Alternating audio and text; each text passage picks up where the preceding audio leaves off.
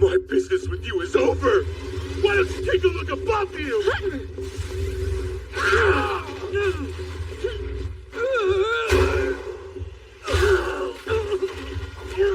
Mira, Aaron, and Krista.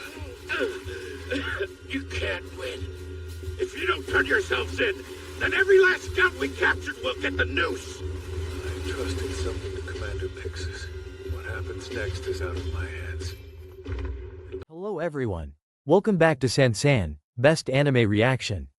In the last episode, the tension finally turned into action, and the consequences were brutal. Fighting other humans instead of titans changes everything, especially emotionally. In this episode, I'm expecting a major turning point, possibly a rescue mission or a high-risk plan that could change the balance of power. Levi, in particular, seems like he'll be tested both physically and mentally. Every decision now feels heavy, and mistakes could cost many lives. Attack on Titan is showing a very different kind of cruelty this season. Let's jump into episode 5 and see who survives this battle. Your choice to make. Yours and theirs.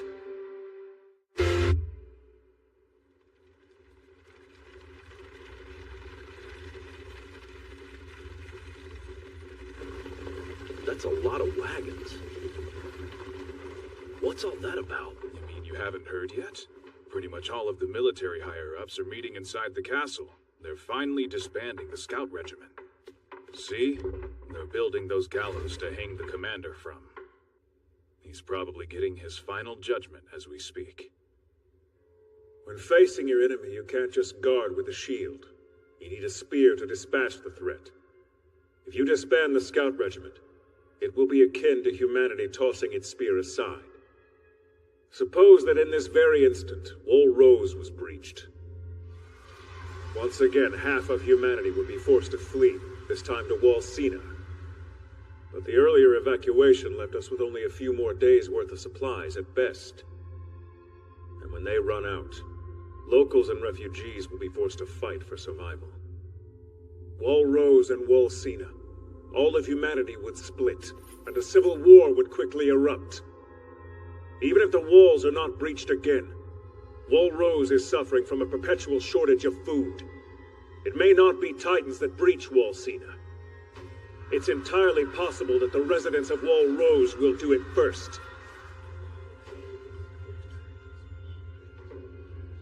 Wall Maria must be reclaimed. If humanity is to have any hope for the future, then that is the way. And you think that such an undertaking requires the scouts? Our duty as scouts has ever been to charge forth at the enemy. Cowering in wait behind these walls will solve nothing. That's my belief, unless you have some sort of secret plan by which we might... Attack on Titan Season 3 Episode 5 is one of those episodes that doesn't explode in your face with action, but instead slowly walks up to you, taps you on the shoulder, and calmly says, "Hey, everything you thought you knew about this world might be a lie." And honestly, that quiet confidence is what makes this episode hit so hard. If earlier episodes were about running, fighting, and surviving, this one is about stopping for a moment and realizing that the ground beneath your feet has been fake the entire time. The episode opens with an atmosphere that feels almost uncomfortable in its calmness. No titans screaming in the distance, no ODM gear flying through the sky, just people talking in low voices, exchanging glances, and carrying the weight of secrets that have been buried for generations. The scout regiment isn't charging into battle here. They're walking straight into the heart of the system that controls their world, and that system is smiling back at them like it's already won. We quickly find ourselves focusing on Erwin Smith, a man who, up until this point, has always stood tall, giving speeches that send soldiers charging toward near certain death. But now, Erwin is chained, imprisoned, and completely at the mercy of the same government he has technically been serving. And the scariest part is how calm he is about it. There's no panic in his voice, no desperate attempt to save himself. Erwin looks like someone who already accepted this outcome a long time ago. As he's questioned by the military leadership, the episode turns into a masterclass in psychological warfare. Erwin doesn't deny his actions. He openly admits that his decisions led to countless deaths. He acknowledges that he knowingly sent soldiers into situations where survival was unlikely. But then he drops the real bombshell. He did it all for the truth. Not for glory, not for humanity in some abstract heroic sense, but because he personally needed to know what existed beyond the walls. This is the moment where Erwin stops being a traditional, noble commander, and becomes something far more complex and unsettling. He's not pretending to be a saint. He doesn't wrap his motivations in pretty words. He's brutally honest. Overcome this ordeal.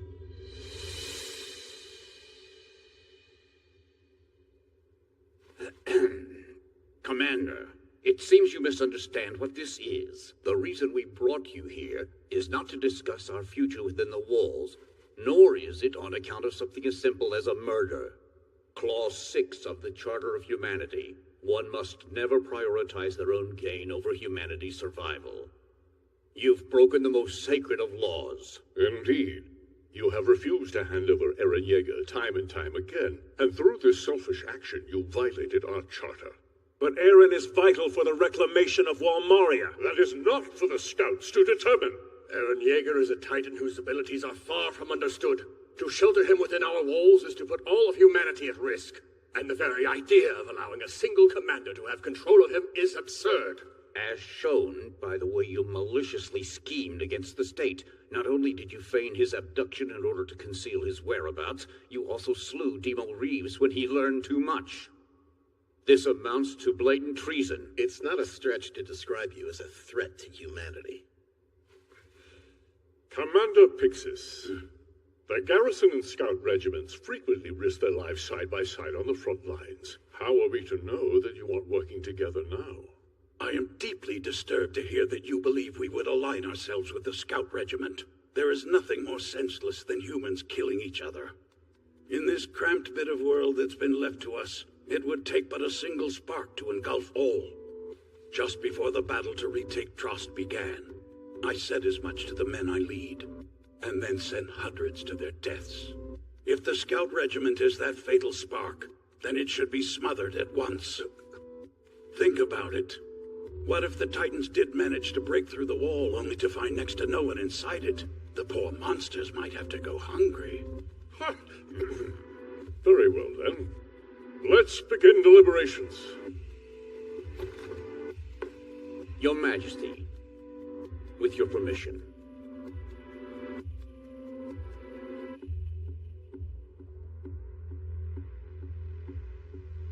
Erwin, is this how you want it to end?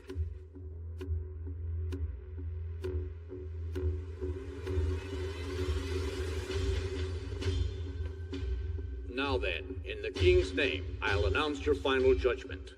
Commander Erwin Smith, you have been found guilty of violating Clause 6 of the Charter of Humanity.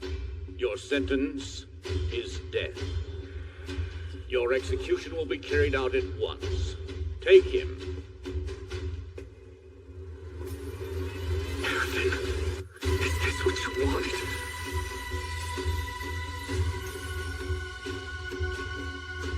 And that honesty forces the people interrogating him, and the audience watching, to confront an uncomfortable question. If humanity's survival depends on people like Erwin, people willing to sacrifice others for a greater understanding, is that survival truly righteous? What makes this scene so powerful is that the episode doesn't tell us how to feel. It doesn't frame Erwin as a villain or a hero. It simply presents him as a man shaped by obsession, trauma, and an overwhelming desire to uncover the truth behind the world's lies. And somehow, that makes him feel more real than ever. While Erwin faces judgment, the episode shifts its focus to Historia Reiss, a character who has quietly been undergoing one of the most dramatic transformations in the series. In earlier seasons, Historia often felt like a supporting presence, gentle and kind, but not central. Season 3 changes that completely, and Episode 5 pushes her into the spotlight by peeling back the layers of her past. Through fragments of memory and subtle conversations, we learn more about Historia's childhood, and it is anything but royal. She wasn't raised as a princess. She wasn't loved, protected, or celebrated. She was hidden away, treated as a mistake, a problem that should never have existed. Her mother's coldness and her father's absence weren't just emotional wounds. They were tools of control, shaping Historia into someone who believed she had no right to want anything for herself. Rod Reiss, her father, finally begins to emerge as a key figure, and his presence is deeply unsettling. He doesn't approach Historia with warmth or regret. He approaches her with expectations. To him, Historia isn't a daughter, she's a solution. And this dynamic adds an entirely new layer of tension to the story. Because for the first time, we see that the royal family's power isn't just political or military. It's psychological. They shape people from birth to serve a purpose, stripping them of agency long before they even understand what's being taken from them. One of the most impressive things about this episode is how quietly it delivers emotional damage. There are no long monologues explaining Historia's suffering. Instead, What about your dream?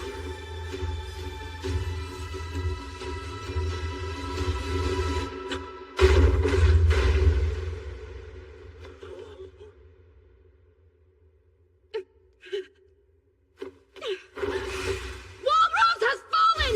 The gates have been breached! It was just like Walmaria. The armored and colossal titans appeared out of thin air and broke through both gates in Colonist District. Currently, countless refugees are flooding this way from the east. Secure an evacuation route. Order all available garrison troops to make for the eastern front and defend the people. We must get those evacuees into Walsina. Hurry and go. Saving the people is our highest priority. Sir! No, wait! I want every last gate to Walsina closed off. Not a single refugee will be allowed inside this wall. But all those people, everyone in Walrose will die. You're commanding us to stand by while half of humanity gets devoured? Like Evan said, if we let them in, then we'll end up in a civil war. The rule of law must be protected above all. The government mustn't fail. We can't be sure. It's only a possibility. There's no guarantee that will... It's enough that the possibility exists. Our authority is and must always be absolute. Now follow your orders.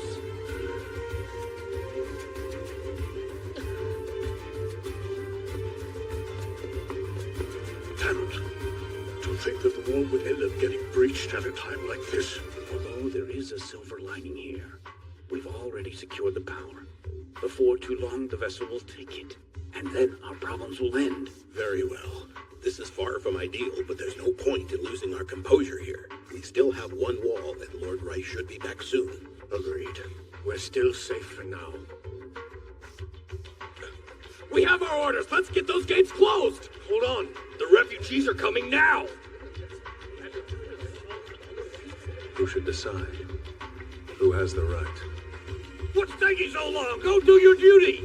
Ignoring my orders is an act of treason. And I guess I'm a traitor. Say what? But sir, I can't. I am a citizen of Walrose. I refuse to shut the gates on those people. You dare to... I stand with him.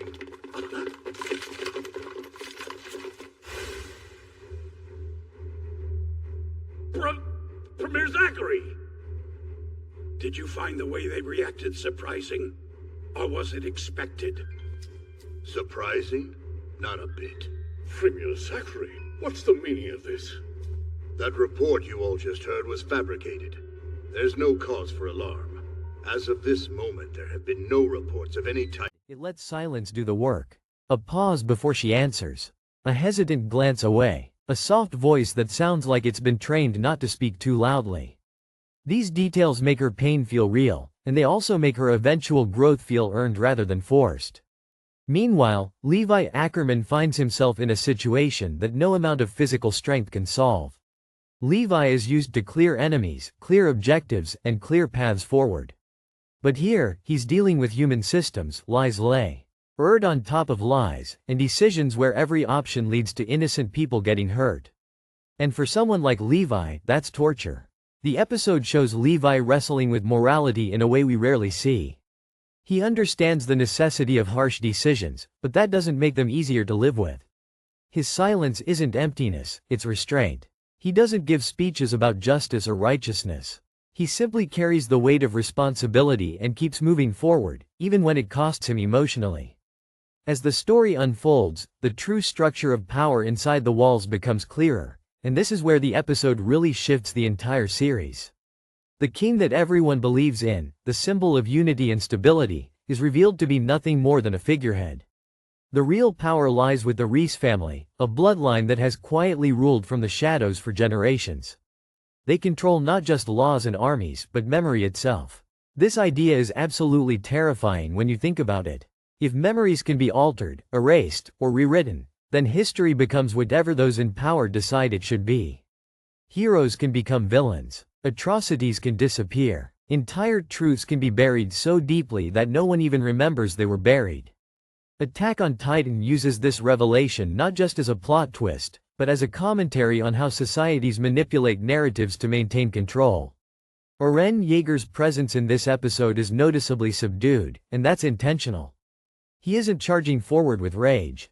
He's listening, observing, processing. For the first time, Eren begins to understand that his fight isn't just against Titan. Attack. Bastard! This was all a farce? It wasn't his plan. It was mine. Pixis? It would appear that most of the interior police are off rounding up scouts somewhere, which worked out nicely for me. What are you saying? When you asked me, I declared to you in earnest that the Garrison Regiment is not aligned with the Survey Corps. But I forgot to mention something else. We are not aligned with your assembly either. That's right. Although I agree with Erwin on several points, I was still willing to put my trust in your government, so long as you could prove yourselves to be the better choice for humanity. Because you have knowledge that we don't, about both the Titans and the Walls. Had you shown that you actually gave a damn about protecting the people you govern, I would have stood by and watched as you sent Erwin to the gallows. In fact, depending on the choice you made, all of us were prepared to forfeit our lives. However, you've made it clear that our suspicions were correct. It's true that we soldiers know next to nothing about the Titans and their powers. But I dare say that despite this fact, humanity is safer in our hands. What? Don't be such a fool! Just what do you expect to accomplish by threatening us? You fail! The people will never obey you! The monarchy has ruled for over 100 years. You would never gain the support of the nobles. It would appear that you misunderstood what this is. You see, it's far more than a mere threat. It's a coup d'etat. Interior police have been subdued. The capital is secured, sir. Well done. To be a soldier can sometimes mean obeying your commander over your king. And that's especially true when the king's a pretender. He'll be exposed and replaced. This is real?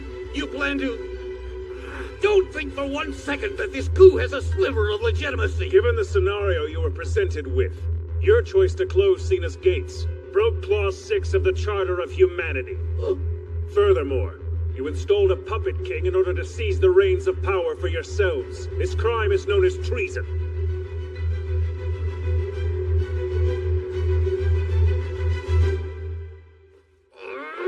Shit! Wake up!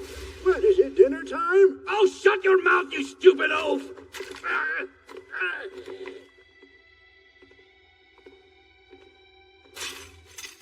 Well, Erwin, looks like you managed to pull it off. Wait, you don't seem happy. I'm thinking. Humanity is on a new path, one far more dangerous than the last.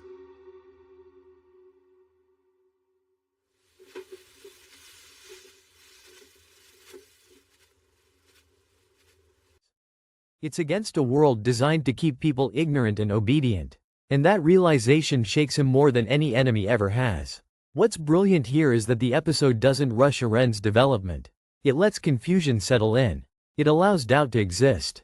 Instead of giving us immediate answers or power-ups, it gives us questions. Big, uncomfortable questions about freedom, truth, and whether humanity inside the walls has been living in a carefully maintained cage all along. The pacing of episode 5 is deliberately slow, but never dull. Every conversation feels like it matters. Every reveal feels earned. The tension doesn't come from action, but from anticipation. You can feel that something massive is about to happen, even though nothing explodes on screen. It's the calm before a storm that's going to change everything. By the time the episode ends, the audience is left in a strange emotional space.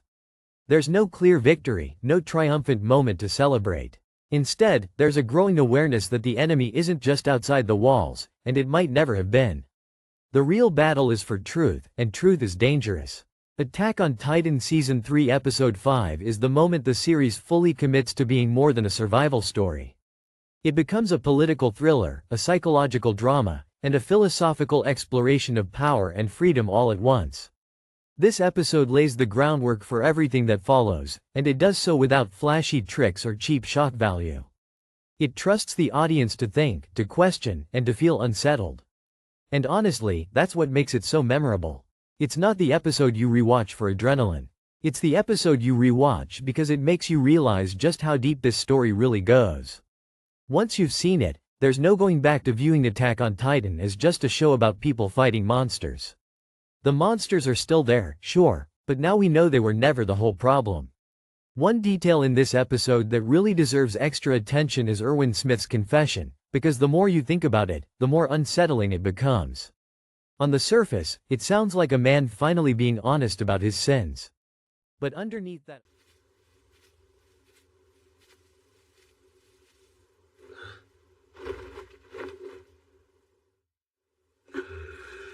And there you have it. The coup was successful. Premier Zachary now has full control of the capital and government. For the time being, at least. The nobles seem to be staying in line. Okay, but what about the incident with Mr. Reeves? We got a public confession out of one of the interior police. Reeves' son Flago really pulled through for us. Come on, don't you get it yet? The government doesn't give a shit about saving any of us. You can face the truth now, or you can die wishing you had. We have to do this. If Titans attack again, all the things you're protecting will be gone. There'll be no company. Our families will die. Let's print the truth before that happens. It's all written right there. The abuse of power, the bogus charges against the scouts, and that King Fritz was both a puppet and a fraud. It's clear that we only acted in self-defense. In short, we're no longer criminals.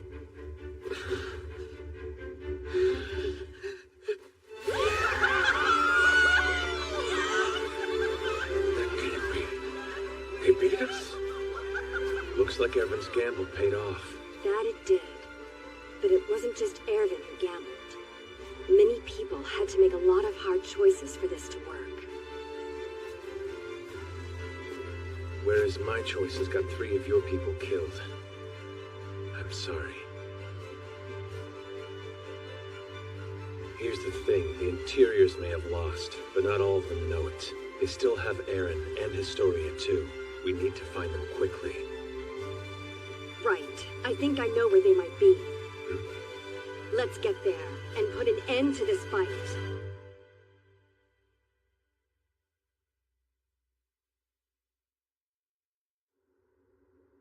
Largely due to Ervin's actions, it was declared that the old system of rule would be dismantled. Once the military had secured the capital, they made the announcement immediately. The declaration was given from the very gallows that Ervin was meant to be executed on. That's right. It's exactly as Premier Zachary explained in his speech.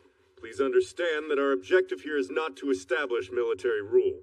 We intend to replace Fritz with a monarch born of the true royal bloodline. They'll be responsible for leading humanity, and that includes us. I get what you're saying, but frankly, why should the people believe that your king is any more legitimate than the one you deposed? I'm sure you understand that the people are quite concerned.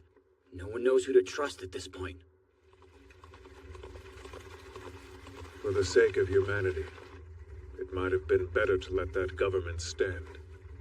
Like Commander Pixis was saying, they have far more knowledge than us, and they've... Honesty is something much more complicated, and honestly, much more human.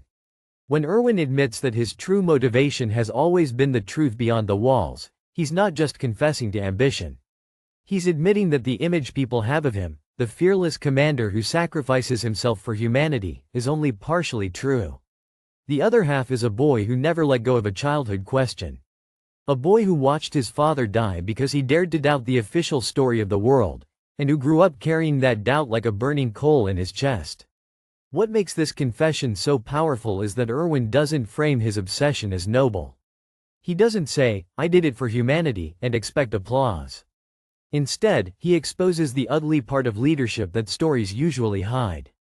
He tells us that every soldier who followed him, every life lost under his command, helped push him one step closer to satisfying his own curiosity. And that forces us, as viewers, into an uncomfortable position. We've been cheering for Erwin for seasons. We've celebrated his strategies and speeches. Now we have to ask ourselves if we were cheering for the right reasons. But here's the twist. Erwin's selfishness doesn't invalidate his sacrifices. In fact, it might be the very reason he's effective. His obsession gives him clarity. While others hesitate, Erwin commits fully, because for him, the cost of not knowing is worse than death. That mindset is terrifying, but it's also exactly what allows him to challenge a system built on lies. Someone who's comfortable with half-truths could never do what Erwin does. It takes someone deeply dissatisfied with the world as it is. Another subtle but brilliant detail is how the episode visually reinforces this internal conflict. When Erwin speaks about his motivations, the camera doesn't frame him like a hero. There's no dramatic lighting, no triumphant angle. He looks small, restrained, almost fragile. This isn't a victory speech. It's a man standing naked in front of his own conscience, unsure whether the truth he's chasing will justify the blood spilled along the way. This moment also reframes Erwin's relationship with the soul. Kept humanity going at least this far. Even if they would have watched as half of the human race perished, it's better than letting us go extinct. Should I have given up? Let them take Eren? Surrendered my life and put my comrades at risk? And put my trust in their selfish wisdom? Too late now. Instead, I endangered us all. Your duty is as painful a burden as ever, I see. Perhaps death would have been easier for you. So tell me, why didn't you do as you just described? I'm not sure. Why don't I tell you my own reason? I've hated those arrogant bastards for a long time. Those self-assured pigs. They'd feed from gilded troughs and pretend their shit was gold. Know what? I think I might grow to like them. Now that the day I've dreamed of has finally come to pass. Well, at any rate, if you hadn't done it today, I would have given it a shot myself before I kicked the bucket. I honestly couldn't care less about how this coup of ours ends up affecting the fate of humanity. I guess I'm quite the scoundrel, huh? I'm telling you this because I know that you're the same. You made the choice that would keep you alive. Some part of you decided that humanity's fate only mattered if you could live to see it. I must be incredibly conceited to think that. It's your turn to answer now. Why did you risk it all just to bring them down? I've had this dream. Something to prove. Ever since I was a child.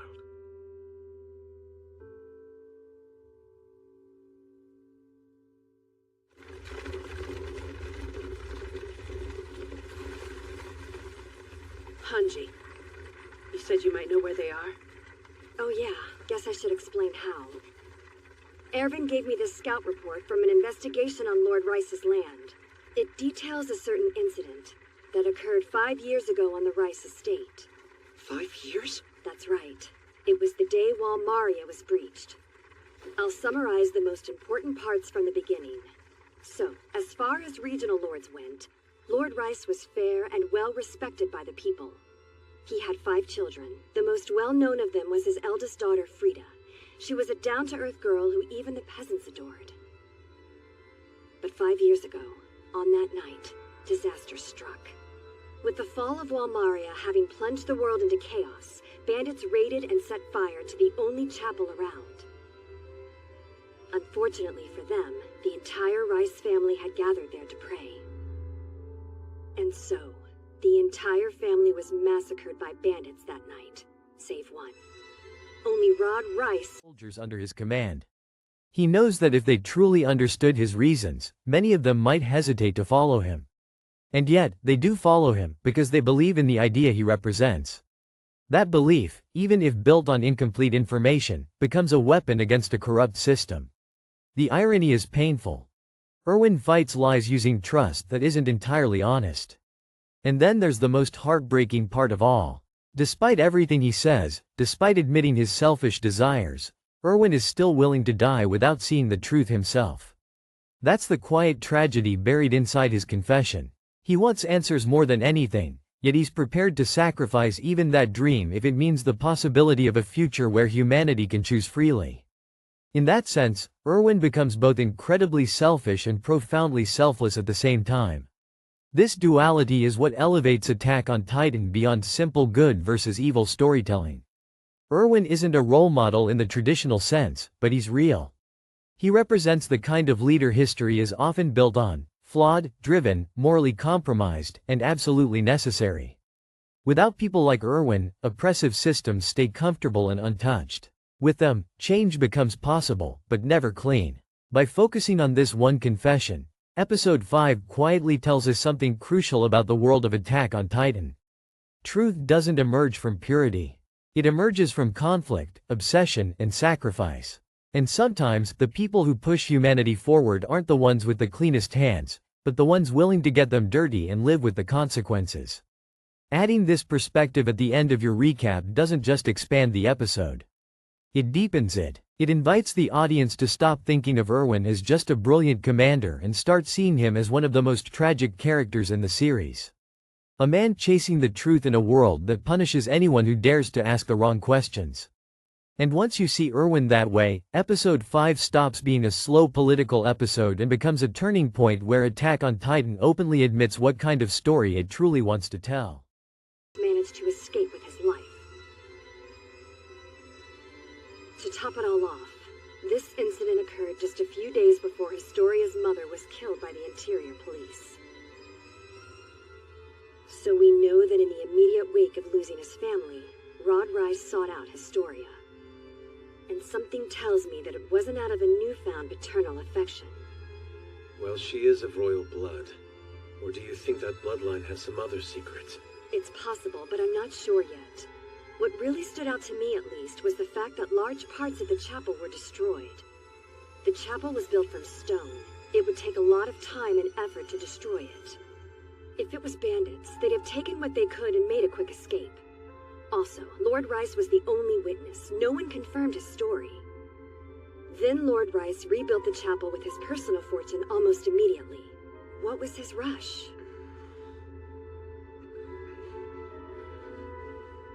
When you think about it, the story could only make sense if it involved a Titan attack. It may turn out that I'm jumping to conclusions, but it's suspicious enough to merit investigation, and it's the only lead we have.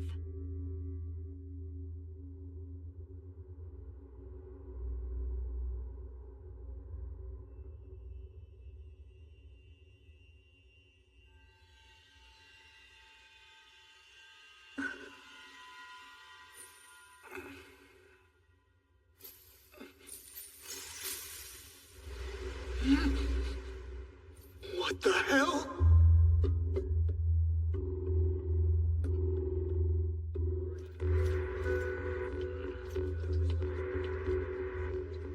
Before the night is over, Rice's land will be crawling with our soldiers. Unfortunately, we can't expect him to wait that long. We have to get there as soon as possible, before Eren ends up in someone's stomach. A Titan gains intelligence and the power to transform by eating a human being with that power. If that's actually true, how and when did Eren first become a Titan? And who did he have to eat to gain his powers?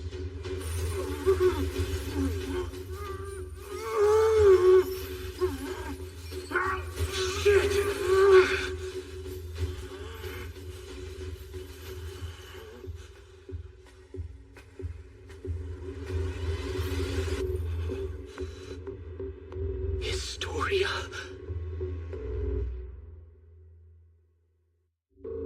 Mikasa and the others head for Lord Rice's chapel to save Eren. Meanwhile, a captured Eren learns a secret. He learns of his father Grisha's unforgivable sin. Next episode, Sin. Thank you so much for watching this video on General Sansan Anime. I really appreciate you spending your time here and sharing this anime journey with me. If you enjoyed this reaction, don't forget to hit the like button, subscribe to the channel, and turn on the notification bell so you won't miss any upcoming videos. Your support truly means a lot and helps the channel grow stronger every day. I'll be back very soon with more exciting reactions, emotional moments, and unforgettable anime scenes for all of us to experience together. Until next time, take care, keep enjoying anime, and I'll see you in the next video. Bye bye.